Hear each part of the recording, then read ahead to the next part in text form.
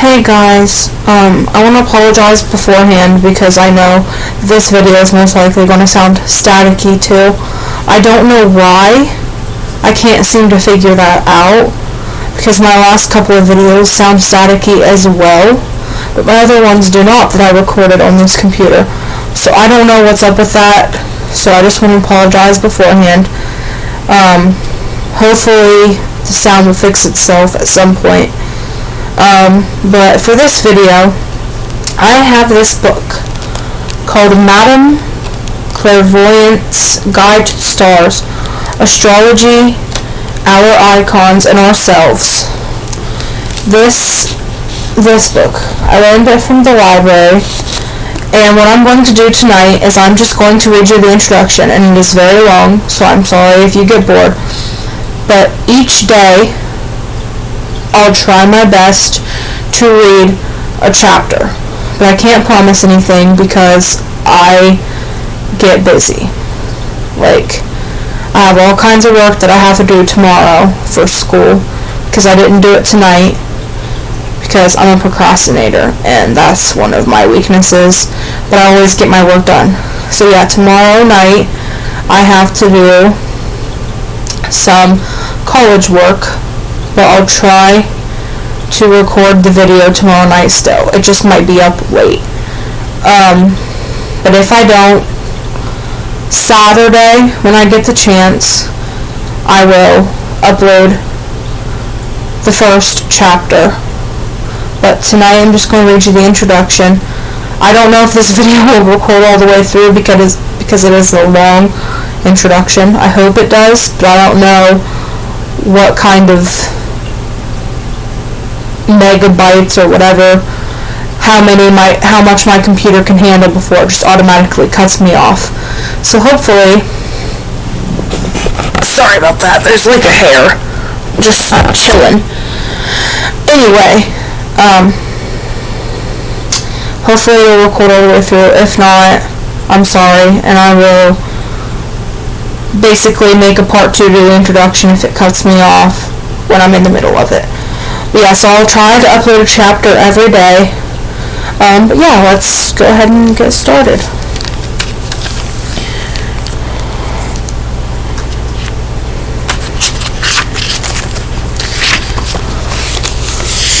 So the introduction says, some years ago, you were born somewhere on planet Earth. You took your first breath and became a person with a body of your own, no longer existing inside your parent, no longer existing only in the future, but a full and distinct being with your own needs, your own hunger, your own heart pumping, your own blood through you. And this moment of brand new personhood was the moment, astrologically speaking, that formed you. The broad outlines of your personality, the landscape of your heart, the challenges and desires and unthinkable, miraculous gifts that would be yours as you move through the days and years of life.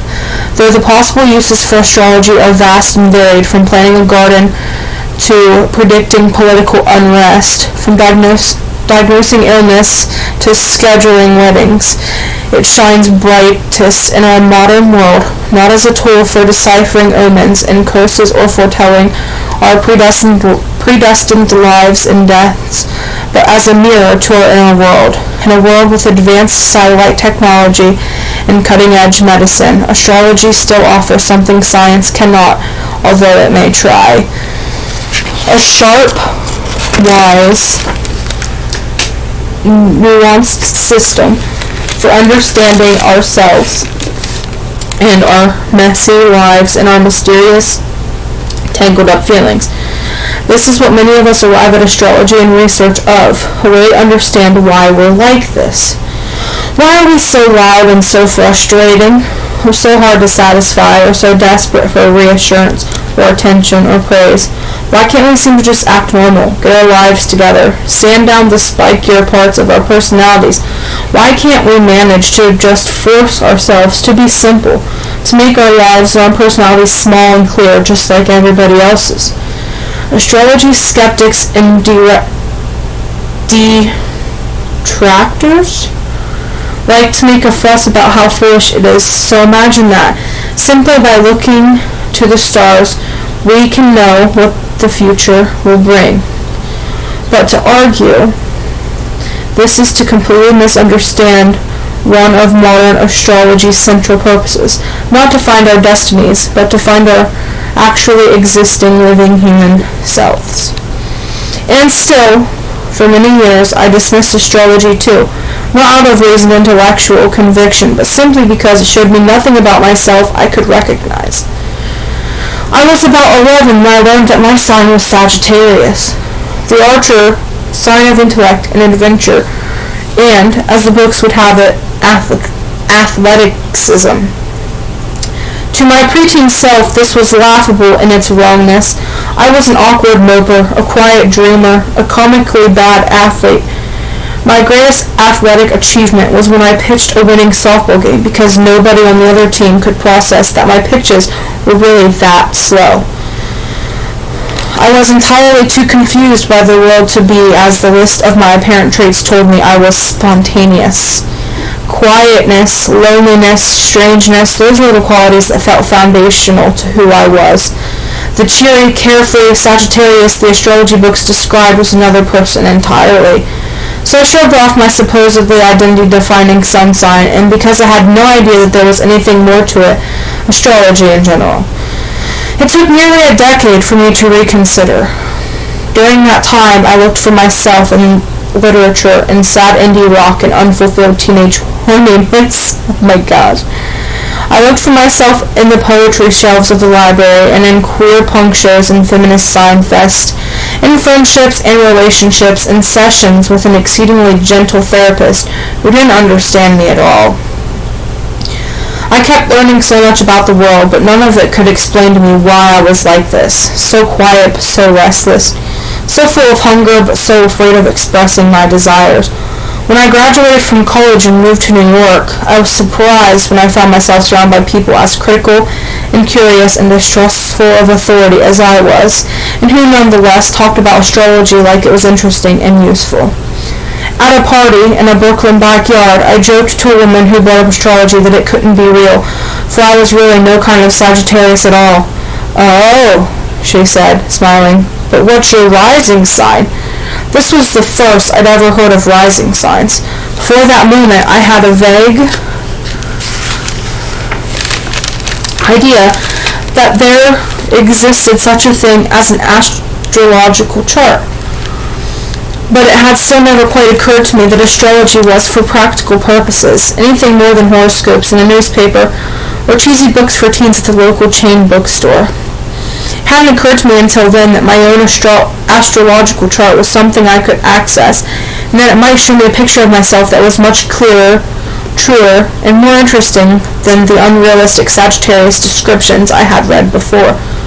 After the party that night, I opened my laptop and typed my date, time, and place of birth into an online birth chart calculator, and it told me my rising sign was Cancer.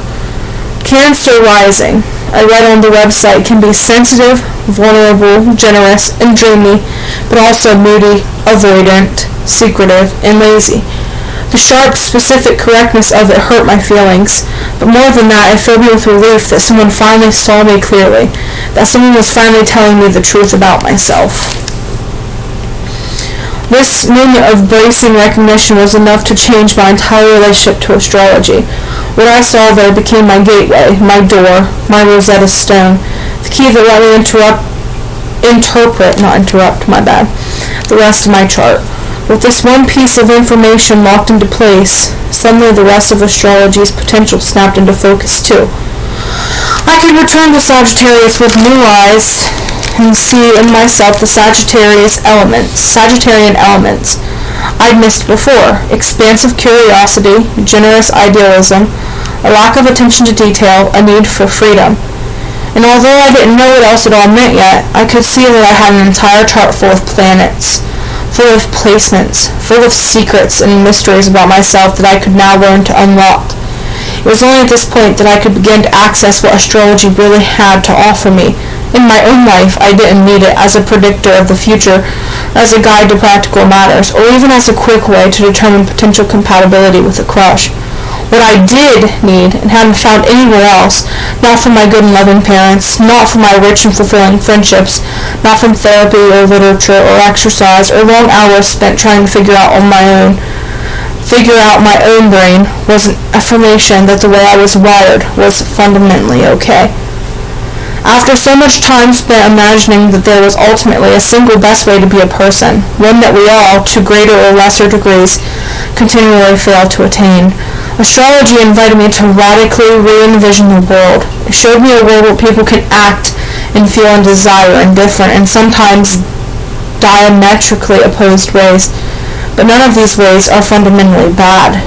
None, for that matter, are fundamentally good, either. But all are equally valid ways of being a person and equally necessary in our broad, rich universe.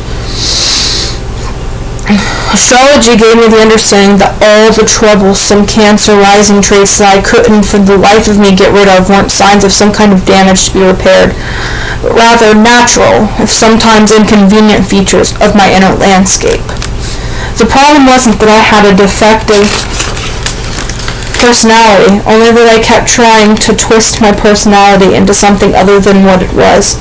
I had been trying to rebuild my whole self in a new shape when all I really needed to do was learn how to use what I'd been given, how to live as me.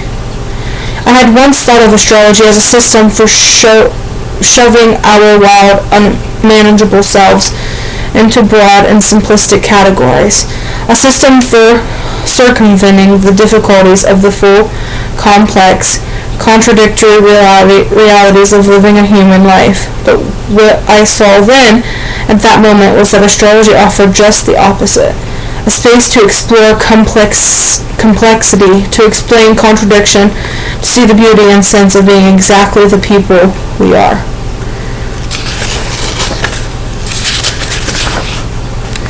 Okay, guys, so that's some of the introduction.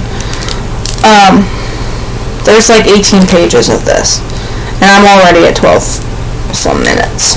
So I will stop there, and tomorrow, when I get the chance, I will continue with the introduction.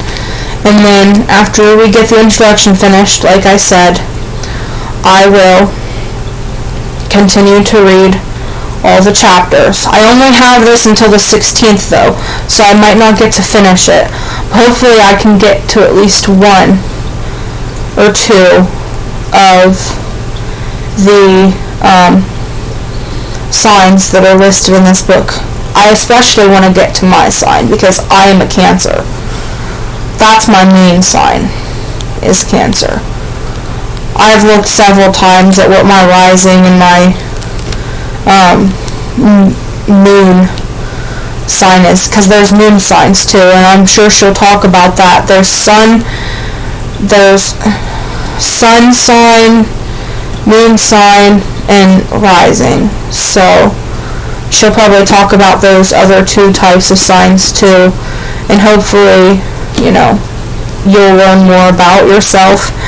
I'm not an astrologist, but I thought this book looked very interesting because I do like reading stuff about my sign because it is super relatable. I am super relatable to my sign. Like, I definitely feel like a Cancer with a lot of the things that I've read about them. So, yeah. That's all I have for you tonight. Check out my YouTube tomorrow. Hopefully I'll have more videos for you. But yeah, I'm going to try to start uploading every day, but I run out of things to talk about, so it might be a lot of me just reading stuff. So if you guys get bored with that, I apologize. But yeah, I will hopefully make a video tomorrow. Bye.